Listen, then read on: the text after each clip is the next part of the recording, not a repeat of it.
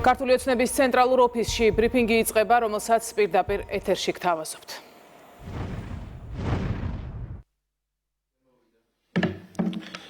მოგესალმებით.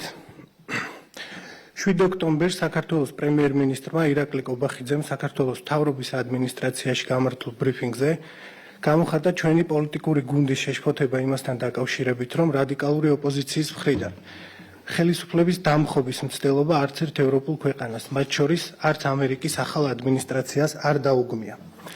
უფრო მეტიც, რადიკალების მხრიდან ანტიკონსტიტუციური ქმედებების შემდეგ არათუ დაგმობა, არამედ ჩვენ ვიხილეთ პოლიტიკური უტიფრობის მორიგი გამოვლინება, როდესაც ჯერ ევროპის სახალხო პარტიამ 4 ოქტომბერს განვითარებულ პროცესებში მოძალადით ქართული ოცნება გამოაცხადა, ხოლო ევროკავშირის პრეს-სპიკერმა მმართველ გუნდს რუსული პროპაგანდის წარმოებაში დასდო ბრალი.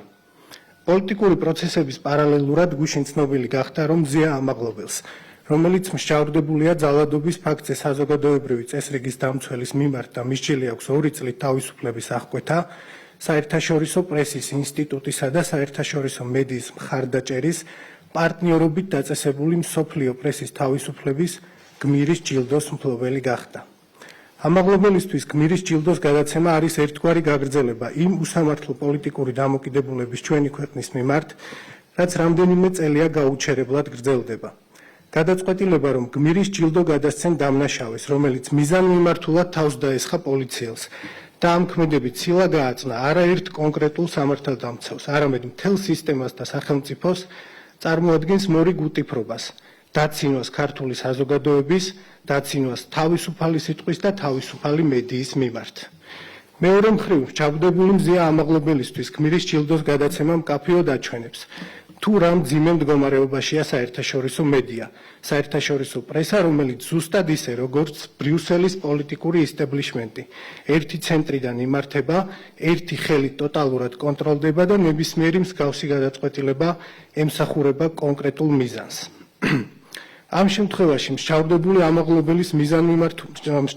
ამაღლობელი მიზანმიმართული ძალადობისთვის სახელმწიფოსა და მის ინსტიტუციებზე თავდასხმისთვის გამოიყენეს, ხოლო შედეგად ხედავთ, რომ დაუფასეს დავალების პირნათლად შესრულება და საერთაშორისო ასპარეზზე არც მეტი არც ნაკლები გმირად გამოგვიცხადეს. სწორედ ეს არის Deep State-ის ხელწერა, პოლიტიკაშიც და მედიაშიც მათთვის არსებობს მხოლოდ ერთი, გაუკუღმართებული სტანდარტი, როდესაც ხელისუფლების დამხობის ორგანიზატორებს მსხვერპლად აცხადებენ, კანონის აღმსრულებელ ხელისუფლებას კი მოძალადეთ. როდესაც მოძალადე ჟურნალისტს გმირის ჯილდოს აძლევენ, ხოლო საკუთარი საქმის კეთილსინდისიერად შემსრულებელ ჟურნალისტებს რუსული პროპაგანდის გამხმოვანებლად ისე მოიხსენიებენ, რომ ერთი ფაქტის წარმოდგენაც კი არ შეუძლიათ. მაშინ, როდესაც ქართული პოლიტიკური და მედია სივრცე გაჯერებულია უცხო ქვეყნის აგენტებით, რომლებსაც საკუთარი პატრონები უმეტეს შემთხვევაში აიძულებენ, რომ კედელს თავით დაეჯახონ, გადადგან ნებისმიერი უკანონო ნაბიჯი კანონიერი ხელისუფლების დასამხობად, მათ ჩადენილი დანაშაულისთვის ხშირ შემთხვევაში სასჯელის მოხდა საპატიმრო დაწესებულებებში უწევთ. გვარამია, მელია, ჯაფარიძე და სხვა აგენტები დღესაც იხდიან სასჯელს მზია ამაღლობელის მსგავსად. მაგრამ როგორც ჩანს, Deep State-ის გმირის წოდება მხოლოდ ამ უკანასკნელმა დაიმსახურა. საზოგადოებას აქვე შევახსენებ, რომ Deep State-ის ფონდებიდან რანგით შედარებით დაბალი, თუმცა არაერთი პრიზი გადაეცათ გასულ წლებში ნიკა გვარამიას და ნინო ლომჯარიას, ერთს მედიის, ხოლო მეორეს ადამიანის უფლებების სფეროში. ამ დროს გვარამიას ერთადერთი დამსახურება ქართულ მედიაში არის ის, რომ მან ნორმად აქცია დედის გინება და ბილდსიტყვაობა. რაც შეეხება ლომჯარიას, საზოგადოებას კარგად მოიხსენება, რომ ის იყო სააკაშვილის და ნაცმოძრაობის პირადი ომბუდსმენი. კიდევ ერთხელ ხაზგასმით უნდა აღინიშნოს, რომ ამაღლობელმა ყოველგვარი ემოციებისგან დაცლილმა, მიზანმიმართულად, მისგან ფიზიკურად უკვე მოცილებული პოლიციელი ფიზიკური ძალის გამოყენებით მოაბრუნა და სახეში სილა გააწნა. ამაღლობელის პატრონებისთვის ეს იყო სილა, რომელიც იმ მომენტში გააწნეს სახელმწიფოს, რადგან ფეხქვეშ გაეთელათ სახელმწიფოს არსი.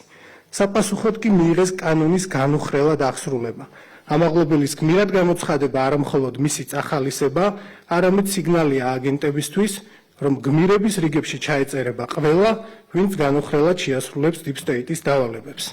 და ბოლოს, ჩვენი ქვეყანა და მისი მრავალსაუკუნოვანი ისტორია. ახსოვსია ქართველი გმირების საქმეებით, რომლებმაც დღევანდელ დღემდე მოგვიტანეს ჩვენი სამშობლო. ვახტანგ გორგასალი, დავით აღმაშენებელი, თამარ მეფე, გიორგი ბრწყინვალე, შოთა რუსთაველი, ილია ჭავჭავაძე, მეფე ერეკლე. ასეთ გმირებს ვიცნობთ ჩვენ, ჩვენი საზოგადოება და ჩვენი იდენტობა. ამის პარალელურად საქართველოს ყავს Deep State-ის პირველი გმირი, რომელიც პოლიციელზე მოძალადე მზია ამაღლობელია. დიდი მადლობა. გამარჯობა, კითხვას დავსვამ პირველი გიორგი აბაზაძე, ტელეკომპანია იმედი. კითხავთ იმ ახალ ტენდენციაზე, რაც ამ ბოლო დროს დამკვიდრდა, რასაც იყენებენ საშელისგან თავის სასარგებლოდ. მაგალითად, ექიმია, ორი შვილი ყავს, მკურნალობს და ასე შემდეგ, არაერთი მიზეზი მოვისმენთ. როგორ შეაფასებდით ზოგადად ამას, რას ნიშნავს ეს?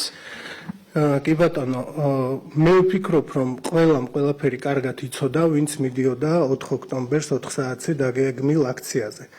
არა მხოლოდ ყველამ კარგად იცოდა ყველაფერი სად მიდიოდა, არამედ ხელისუფლების უმაღლესი თანამდებობის პირებმა 30 სექტემბრიდან მოყოლებული ძალიან ბევრჯერ გააფრთხილეს ეს ხალხი, რომ კანონდარღვევას მოყვებოდა შესაბამისი რეაგირება.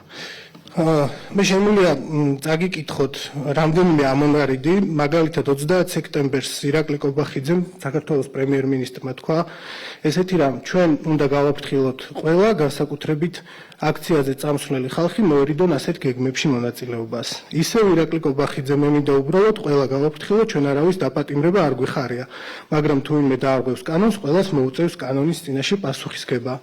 ისევ პრემიერ-მინისტრი, ეს არის უკვე 3 ოქტომბერი. გავაფრთხილოთ ყველა, ფუჭად ნუ აღმოჩნდებიან გისოსებს მიღმა. ასევე იყო სახელმწიფო უსაფრთხოების ხელმძღვანელის მამუკა მდინარაძის განცხადება, ვინმეს არ წაუწდეს ხელი იმ კანონის დარღვევაზე და არ დაუწდეს ფეხი იმ კანონზე, აპირებენ პროვოკაციებს და უნდა იცოდეს ყველამ, რომ ამ პროვოკაციას მოყვება კანონისმიერი პასუხი. ანუ ამით იმის თქმა მინდა, რომ ადამიანები, ვინც მივიდნენ ხელისუფლების დასამხობად, დღეს ცდილობენ, რომ სხვადასხვა მიზეზით თავი დაიძვრინონ. პროფესორმაც, ექიმმაც, სტუდენტმაც ყველამ იცოდა სად მიდიოდა. ყველა იყო გაფრთხილებული და ჩვენ რა თქმა უნდა, ჩვენი პოლიტიკური გუნდი კანონს აუცილებლად აღასრულებს. მეც დავსვამ.